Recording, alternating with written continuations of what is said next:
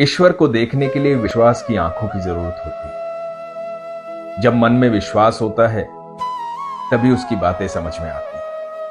नमस्कार दोस्तों, मैं हूं अनुज शर्मा। दोस्तों, एक किस्सा है वृंदावन के एक दुकानदार का। उसका रोज का नियम था बांके बिहारी के मंदिर जाना। वो मंदिर जाता था लेकिन कभी प्रसाद लेकर नहीं जाता था, कभी फल फूल इस तरह की चीजें लेकर नहीं जाता था, ना कभी दीप लगाता था, ना कोई अगरबत्ती लगाता था।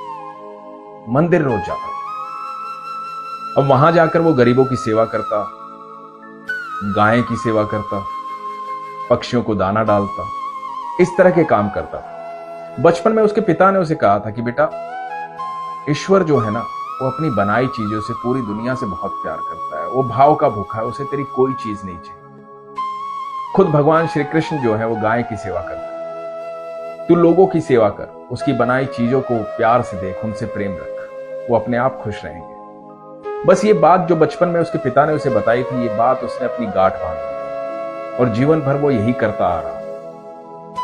एक कमाल की चीज उसके साथ होती, वो ये था कि वो मंदिर जाता, भगवान को देखता तो उसे भगवान दिखाई नहीं देते थे। उसे बांके बिहारी का जो विग्रह है वो दिखाई नहीं देता था। वो सबसे सुनता था कि देखो भगवान कितने सुंदर लग रहे हैं, भगवान का श्रृंगार कितना खूबसूरत है, भगवान के सर पर मोर पंख कितना अच्छा लग रहा है, भगवान कैसे मुस्कुरा रहे हैं, भगवान की मोटी मोटी आंखें कितनी सुंदर है, कैसे देख रहे हैं ठाकुर। ये सब बातें वो सुनता था, लेकिन उसे वहां पर सिर्फ एक रोशनी दिखाई देती थी, ज्योति दिखाई देती थी, प्रकाश दिखाई देता था। उसे वो विग्रह दिखाई नहीं देता था। तो वो पहले तो ये सोचता था कि जो रोशनी है यही ईश्वर है, यही भगवान है जो मुझे दिखाई देता।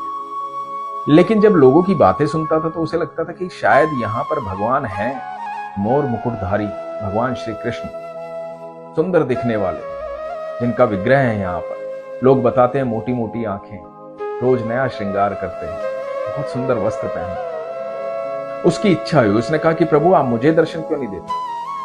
मतलब ये सब भक्त आते हैं, इन सबको दर्शन देते हो, मुझे क्यों नहीं देते? तो उसने कहा कि कल मैं आऊंगा, आपको मुझे दर्शन देने ही होंगे, मैं इतने सालों से मंदिर आ रहा हूं। अगले दिन फिर सुबह वो आया, उसने देखा, उसे वही रोशनी दिखाई दी, वही ज्योति दिखाई दी। उसे भगवान दिखाई नहीं दिए, वो विग्रह दिखाई नहीं दिया। और लोग उसी तरह से बातें कर रहे थे कि ठाकुर जी कितने सुंदर लग रहे हैं।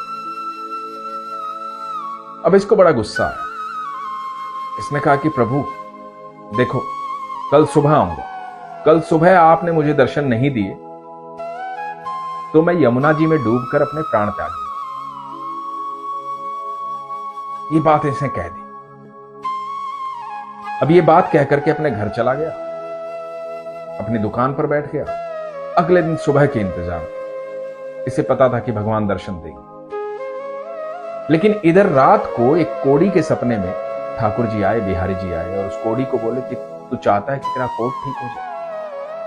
तो कोड़ी ने कहा कि हाँ प्रभु, मैं तो चाहता हूं। तो भगवान ने कहा कि ठीक है, कल मेरा एक भक्त आएगा, जिस गली में तू बैठता है उसी गली से वो गुजरेगा, तो उसके पैर पकड़ लेना और तब तक पैर मत छोड़ना जब तक वो ये ना कह दे कि तेरा कोड़ बिहारी जी ठीक कर देंगे। अब इस कोड़ी ने भगवान से सपने में कहा कि प्रभु एक बात तो बताइए, बहुत भक्त आते हैं आपके, तो भीड़ लगी रहती है, मैं गली में बैठा रहता हूं, इतने लोग आते हैं, मैं कैसे पहचानूंगा कि आपका कौन सा भक्त है जिसके पैर मुझे पकड़ने हैं? तो ठाकुर जी ने कहा कि वो भक्त जब आएगा तो उसके पैरों में तुझे रोशनी दिखाई दे, जिसके पैरों में तुझे रोशनी दिखाई दे उसके पैर पकड़। तो इसने कहा ठीक है। अब जब सुबह हुई, ये कोड़ी बैठ गया, बहुत भक्त आ रहे थे, ये इंतजार कर रहा था किसके पैरों में रोशनी दिखाई देगी। तो ये दुकानदार आया और इसे दिखाई दिया इसके पैरों में रोशनी। इसने पैर पकड़ लिया, कोड़ी ने पैर पकड़ लिया और कोड़ी ने कहा कि मैं छोड़ूंगा नहीं, आप ये कहिए कि मेरा कोट ठीक हो जाए। अब ये बेचारा दुकानदार जो है पहले से ही टेंशन में था, पहले से ही सोच रहा था कि आज भगवान ने दर्शन नहीं दिए तो मैं यमुना जी में कूद जाऊंगा, मर जाऊंगा, प्राण त्याग दूंगा। ऊपर से एक कोड़ी मिल गया जिसने पैर पकड़ लिया, तो ये बोला छोड़ो मेरे पैर छोड़ो। अब ये दुकानदार जो है किसी का अपमान करता नहीं था, तो बड़े प्यार से उससे कह रहा था कि आप मेरे पैर छोड़ दीजिए। तो कोड़ी कह रहा था नहीं कहिए कि मेरा कोट ठीक हो जाएगा। तो दुकानदार ने कहा कि अरे मेरी क्या औकात, मेरी क्या हैसियत, मैं कैसे कहूं ये बात, मैं कौन होता हूं तुम्हारा कोट ठीक करने वाला। तो कोड़ी ने कहा कि नहीं, आप ये कहिए कि बिहारी जी तेरा कोट ठीक कर देंगे। तो इसने कहा कि ठीक है, बिहारी जी तेरा कोट ठीक कर देंगे, अब छोड़ मुझे। और जैसे ही इसने ये कहा उसने छोड़ दिया। ये भाग करके मंदिर गया, बाके बिहारी के मंदिर गया, अंदर घुसा, अंदर जाकर देखा तो भगवान का विग्रह इसे दिखाई दिया, ठाकुर जी से दिखाई दिया। वही खूबसूरत ठाकुर जी, प्राण से प्यारे ठाकुर जी, बाके बिहारी, मोर मुकुटधारी। भाव विभोर हो गया देखकर, बहुत खुश हो गया। लेकिन सवाल पूछा ठाकुर से, ठाकुर से बोला कि मुझे एक बात बताइए, मैंने धमकी दी इसलिए दिखाई दिए ना आप? इतने दिन से आ रहा था, कभी मुझे दिखाई नहीं दिए, सबको दिखाई देते थे, मुझे क्यों नहीं दिखाई दिए? ठाकुर जी मुस्कुराए और इसे सुनाई दिया। ठाकुर जी ने कहा कि तू अकेला ऐसा भक्त है मेरा जो निष्काम भाव से आता है, जो कभी यहां पर कुछ मांगने नहीं आया। तेरे पूरे जीवन में तूने कुछ भी नहीं मांगा मुझसे, रोजाना नियम से आता है लेकिन कभी कुछ नहीं मांगता। भक्तों की सेवा करता है, गैयों की सेवा करता है, पक्षियों को दाना डालता है, सब करता है, लेकिन कभी मेरे पास आकर तूने ये नहीं कहा कि प्रभु मुझे ये दे दो। यहां जितने भी लोग आते हैं कुछ ना कुछ मांगने आते हैं, जितने भी लोग आते हैं उनकी कुछ ना कुछ इच्छाएं होती हैं। कभी कोई नहीं आता ये कहने कि प्रभु आप कैसे हैं, ठाकुर आप कैसे हैं, आप खुश हैं। कभी कोई नहीं आता, सबकी इच्छाएं। एक तू अकेला ऐसा जिसकी कोई इच्छा नहीं, पर मेरी इच्छा थी तुझे देने की। मैं चाहता था कभी ऐसा दिन आए कि मैं इसे दूं, क्योंकि मैं तुझे बहुत प्यार करता हूं। आज तूने अपने जीवन में पहली बार उस कोड़ी के लिए मांगा कि कोड़ी ठीक हो जाए, कोड़ी ठीक हो गया। तो मैं सोचता था कि जब तू कुछ मांगेगा तब तेरे सामने आकर तुझे दूंगा। तू बहुत जिद्दी और बहुत प्यारा भक्त है। दोस्तों, कृष्ण आपको हर वक्त देख रहे हैं, हर पल देख रहे हैं, हर क्षण देख रहे हैं। आप कभी ये मत सोचिए कि वो आपको नहीं जानते हैं, नहीं देख रहे हैं। आप मांगिए या मत मांगिए, वो पिता है, सबको देना चाहते हैं।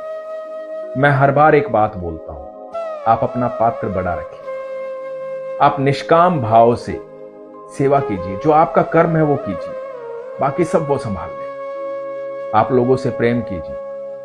जो उसकी बनाई चीजों की कदर नहीं कर सकता, जो उसकी बनाई चीजों का सम्मान नहीं कर सकता, उसका सम्मान कभी भी नहीं कर सकता। हम आपस में झगड़ते हैं, एक दूसरे को बुरा बोलते हैं, एक दूसरे के अंदर खामी निकालते हैं। जिस दिन हम एक दूसरे से प्यार करने लग जाएंगे, एक दूसरे की रिस्पेक्ट करने लग जाएंगे, तब अपने आप वो कृष्ण जो है, वो बाके बिहारी जो सृष्टि का रचयिता है, जो हम सब का पिता है, अपने आप खुश होगा।